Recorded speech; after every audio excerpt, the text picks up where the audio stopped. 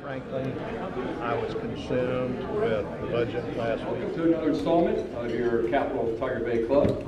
Next to Doug is our guest speaker, Senator Jack Latvala, who will be formally introduced by our Tiger Bay member, Senator Bill Montford. So what can I say about Senator Montford? Well, we are very blessed to have him as our senator, as a former school superintendent,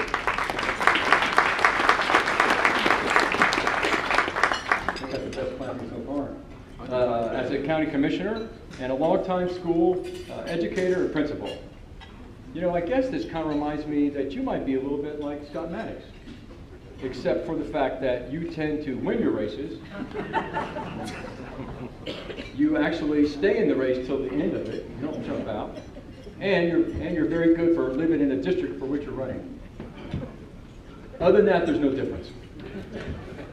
For a more in-depth introduction of Senator Latvala, we have asked Tiger Bay member and Senator Bill Montford to make the introduction. Senator? Senator?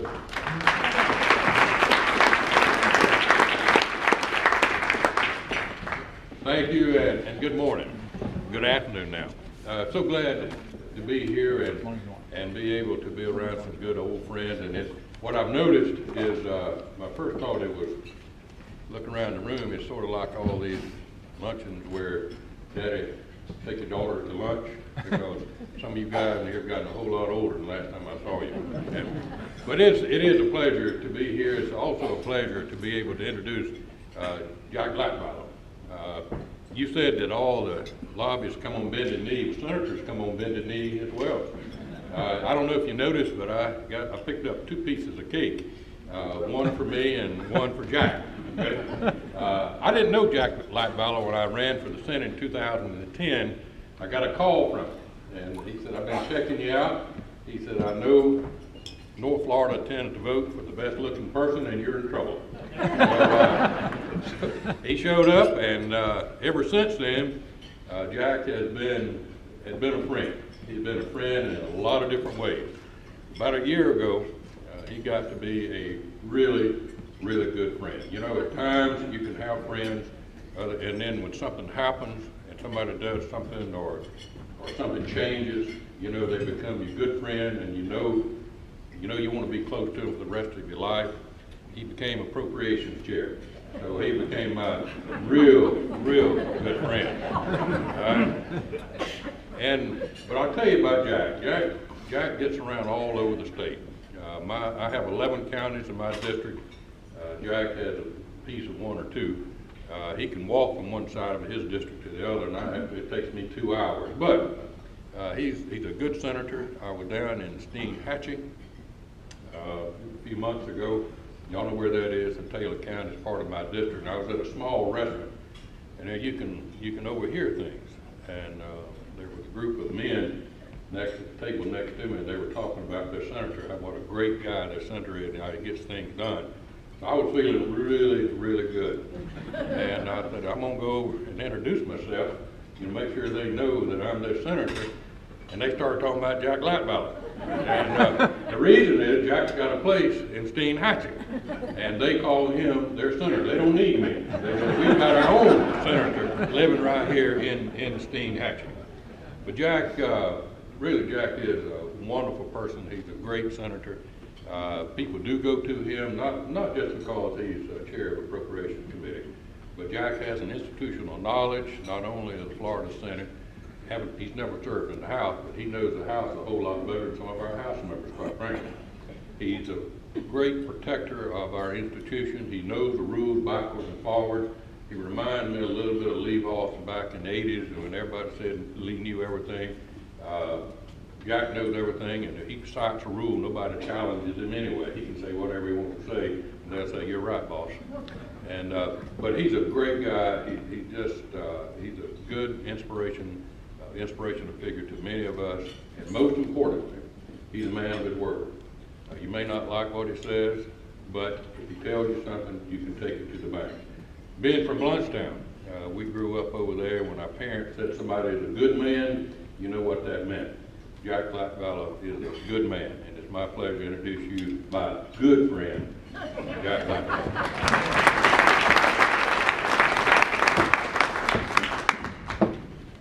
Thank you very much, Bill.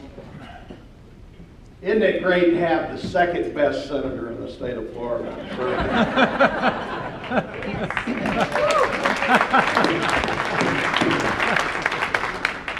I gotta ask this before we start. How many people in the room were taught by Bill Montford? Okay, how many people worked for Bill Montford at one time or another?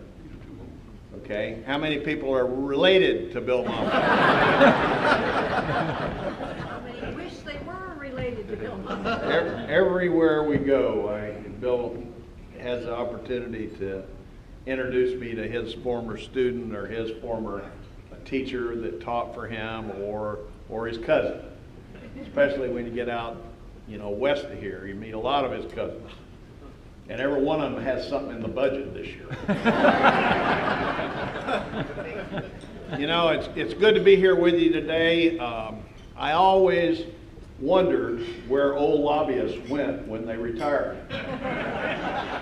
And now I know. They're in the Tallahassee Tiger Bay Club. And this is probably not politically correct, but there's actually a couple people here that I thought had died.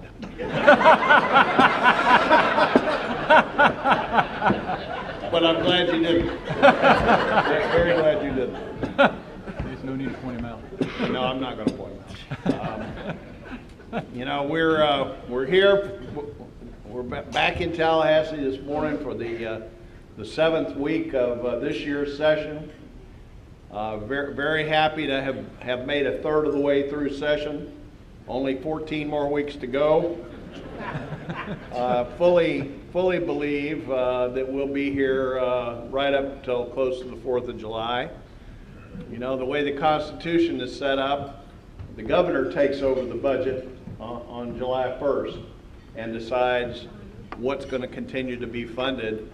And I know there's no way the House of Representatives will ever allow that to happen, so I know we'll be done by July 1st. It's always nice in the springtime to be here in Tallahassee. It's a beautiful place. I have a home here in Tallahassee. My wife lives in Tallahassee probably more than I do. We live on Live Oak Plantation Road. We love the street there. We love all the flowers, and we love not having a sidewalk. We, after a 3.5-year race where we were deadlocked, probably the longest Senate president's race Florida has ever had, we sat down and we agreed that Senator Negron would be the president and I would be the appropriations chairman. And I'm very happy with the way that's worked out. I think he's doing a wonderful job, and he's letting me do my job. And so far, we have a common enemy over in the House, and so far, so good. But I was hopeful that we could come up here and we could do some good this year. The Senate had an ambitious agenda of the president of trying to beef up our higher education funding, to really make Florida's universities, particularly our two preeminent universities, into something special that could compete with Duke and Stanford and some of the other universities around the country for really the top students.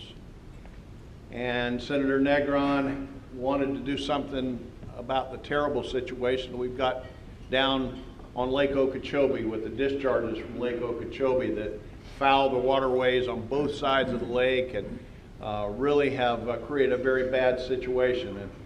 And we came up here to work on that. And as a body of the legislature, I was hopeful that we could work on maybe finding additional health care for Floridians. 12% or more of Floridians still don't have health care. Of those that do have health care, 1.3 million of them are in Obamacare, so we're never real sure how long that's going to last, and they may be back in the market too. It's always been my objective to try to help Floridians find good paying jobs. Jobs, there's nothing nothing bad about a service industry job, but we want people to have jobs that you know, they can make a good living, they can provide for their family, you know, biotech kind of jobs, manufacturing jobs. So I was hopeful that we could work on that. I was hopeful that we could work on, you know, looking down the road at some of our water problems in Florida, where by 2030, which is only 13 years from now, it's estimated that we're going to be 1 billion gallons a day short in our needs for fresh water in Florida. 1 billion gallons a day in 13 years. What are we going to do about that? I was hopeful maybe we could start thinking about that, or we could start paying a little more attention to our infrastructure, whether it's roads or our crumbling schools or whatever. So I came to Tallahassee all ready to go this year and ready to start working on some of these. And instead, unfortunately, we got involved in an all-out assault on Florida's economic development apparatus. Everything that works, that is set up, has been set up for the last 20 years in Florida to go out and try to find jobs, find companies, bring them in, tourists, whatever. It's all been under assault from the House of Representatives. Enterprise Florida was a creation of some of the people sitting in this room were involved in creating Enterprise Florida, besides me. I was here, but some of the rest of you were too. And we took a state agency with state bureaucrats and we replaced it with a business-government partnership to work on bringing the kind of companies in that would provide high-wage, skilled jobs for Floridians for the future. That was one of the times back when Democrats and Republicans still worked together. And I served in the legislature as a Republican. Linda Shelley worked for Lawton Childs as a Democrat when we set up Enterprise Florida. And that was followed by Visit Florida, where we attempted to do the same thing. And we created a model that works. We took kind of a stagnant number of tourists that were, you know, around 70, 80 million a year, and we turned it into 113 million tourists last year by advertising and by targeting in on our approach to tourism marketing. And we would do away with all that with bills that have moved through the House of Representatives, that have been voted on in the House of Representatives.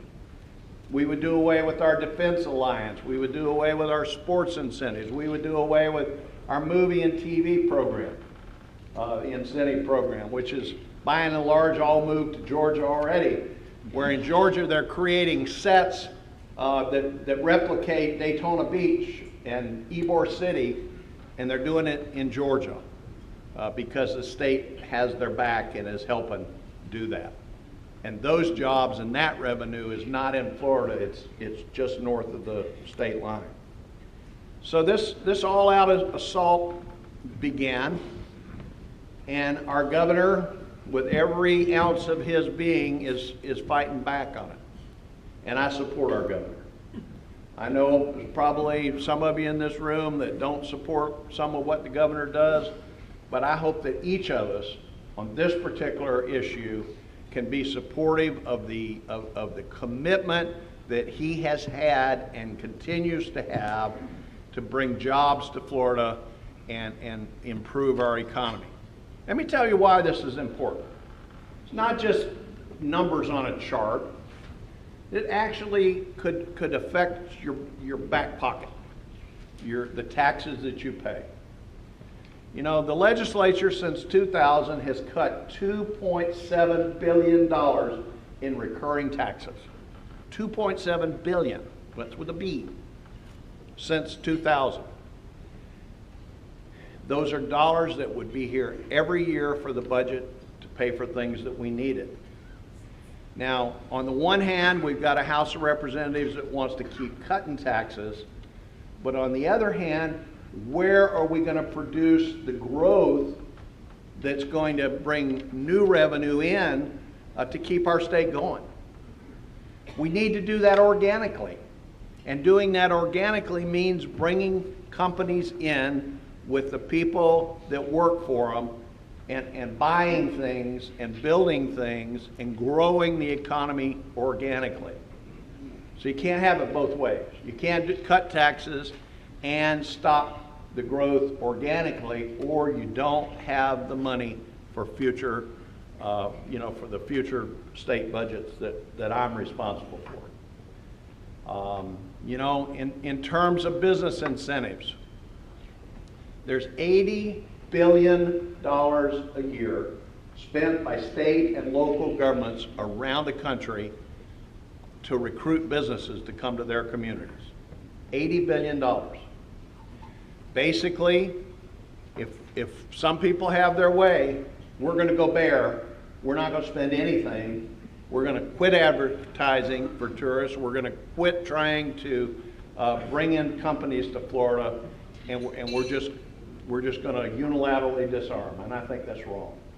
So that's what we've had to spend a lot of time this session fighting. The same day, we have bills start moving in both chambers to do away with our 40-year-old no-fault auto insurance, okay? Where you can have you have an auto accident, people are required to carry insurance, there doesn't have to be a lawsuit in order for you to recover. Well, guess what? Starting last week, movement on bills on both sides the same week. They're going to pick winners and make the trial lawyers winners, and they're going to make the insurance companies losers and maybe consumers losers. So we're picking winners and losers every single day up there, even though we're saying we're not doing it. It is somewhat discouraging. I've been, this is my 15th session in the Florida Senate. Never was a House member. Somebody asked me earlier, and I said, don't say that. Never was a House member. Never wanted to be a House member. Somebody could tell me I could be elected to the House for life, and I wouldn't do it. I'm a senator, a pure senator. And I've loved being in the Florida Senate. I think the Florida Senate has traditionally been a wonderful place to serve. You pay attention to what you're doing. You can get anything done for the people you represent or on the issues that you care about. And I've gotten a lot of good things done. But term limits is changing that place over there. Started in the House, where now basically, we know everyone that's going to be House Speaker for the next 8 years. That same kind of system has come to the Senate. And a lot of folks before term limits came into play, they said it was going to benefit the lobbyists and benefit the staff. It was going to make the staff all powerful. Well, no. What it's done is it's made the two presiding officers all powerful. And even in the Senate, even today, we see a whole lot more tendency for the presiding officer to try to tell everybody else how to vote. So where we have 40 districts in the state, where we have 40 people elected in their communities, they come to Tallahassee and they think that everybody's going to be equal, and the folks that elect us think everybody's going to be equal, but it really doesn't work out that way. Those presiding officers tend to have a lot of power. Some of them use it judiciously.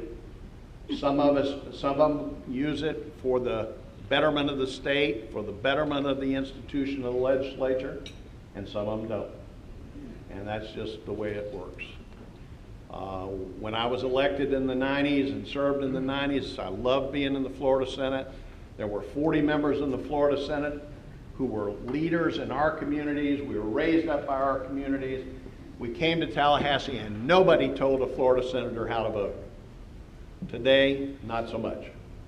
Today, there's a lot of pressure on a lot of different issues, sometimes the stated priorities of the presiding officers, and sometimes lobbyist issues that happen to have a lobbyist that's close to the presiding officers. And this is in both houses.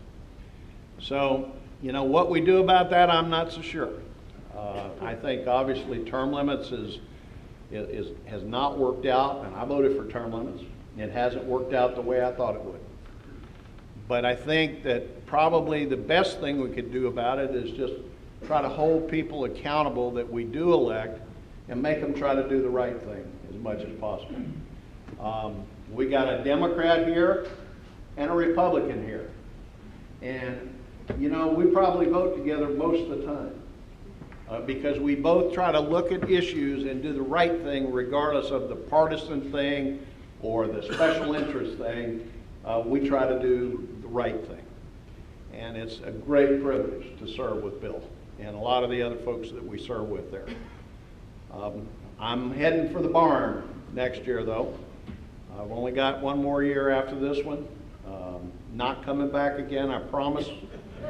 A lot of people weren't prepared for me to come back this time and see how it's turned out. But you know, I'm not coming back to the Florida Senate. You know, but we as citizens of Florida need to know what's going on up there. Need to get involved in what's going on up there and make sure there's good people elected to take my place and Bill's place when he leaves.